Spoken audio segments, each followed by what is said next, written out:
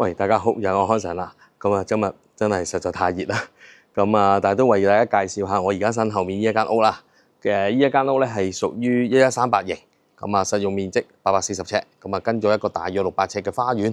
我而家咧就身處佢嘅閘門口啦。呢度咧得一個閘門嘅啫，推入去咧就係佢嘅前庭花園，同埋佢嗰個獨立嘅車庫位啦。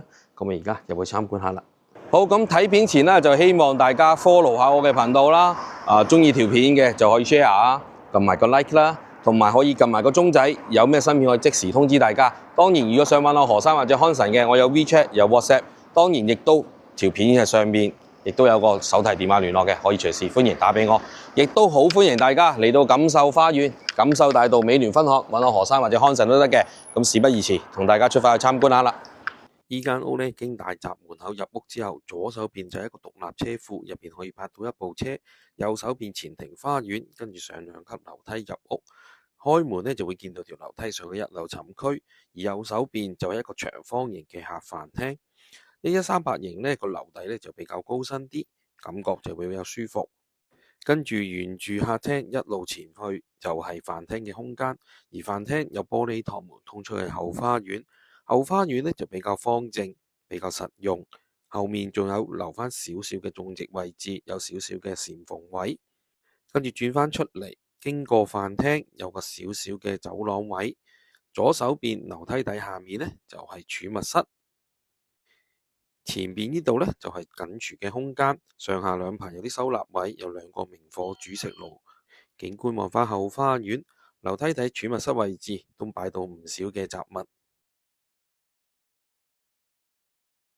跟住佢對面呢，就係一個客廁嘅洗手間，當然有窗係望返後花園景觀，但係呢度冇花灑位啦。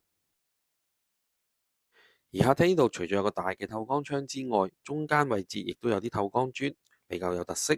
跟住沿樓梯上嚟1樓去參觀，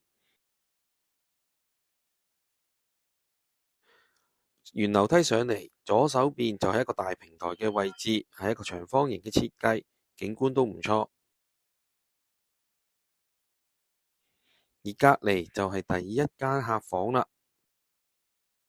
呢個客房前後有透光窗，大嘅透光玻璃窗呢就望返後花園，而左手邊牆身有個細窗呢就望返大平台。中間位置就係浴室洗手間，做咗企缸設計，有窗屬於明廁。而隔籬就係第2間客房，客房空間大約40零尺啦。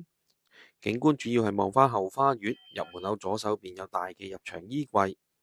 右手邊下面呢，仲有少少嘅收納位添。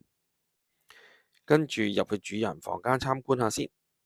前方右邊嘅地方呢，就做咗一啲入牆櫃，有大嘅透光窗，係望返去錦繡花園嘅內街。跟住褪返出嚟，見到有條樓梯，呢度上去就係一個閣樓嘅空間。